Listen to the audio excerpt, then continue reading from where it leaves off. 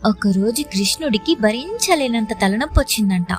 అప్పుడు తన చుట్టూ ఉన్న గోపికలు, కృష్ణుడి భార్యలు అందరూ కలిసి ఎంతో ట్రై చేశారంట ఆ నొప్పి తగ్గించడానికి. కానీ కృష్ణుడి నొప్పి మాత్రం తగ్గట్లేదంట. అప్పుడు కృష్ణుడు గోపికలతో ఇంకా తన భార్యలతో, మీలో ఎవరైనా సరే మీ కాలికున్న ధూళిని నా నుదుటి మీద రాయండి, నాకు ఈ నొప్పి తగ్గుతుంది అని అన్నాడంట. అలా అనగానే గోపికలు, అమ్మో మీరు దేవుడు, మీకు మా కాలికున్న మట్టి రాస్తే మాకు చాలా పాపం కలుగుతుంది అన్నారంట. తన భార్యలను అడిగాడంట. తన భార్యలేమో, స్వామి మేము మా కాలికున్న ధూళిని మీకు రాస్తే మేము నరకంలోకి వెళ్ళిపోతాము, మేము రాయము అన్నారంట.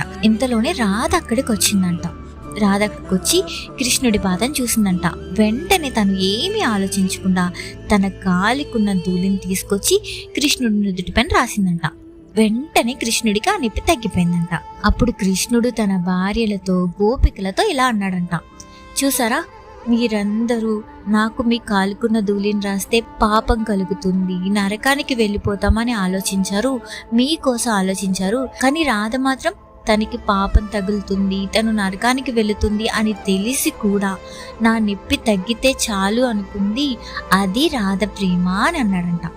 మనలో కూడా ఇలాగే చాలా మంది, మనం బాధపడినా, మనం ఏమైపోయినా పర్వాలేదు, మనం ప్రేమించిన వాళ్ళు బాగుండాలి అనుకునే వాళ్ళు ఉండే ఉంటారు కదా.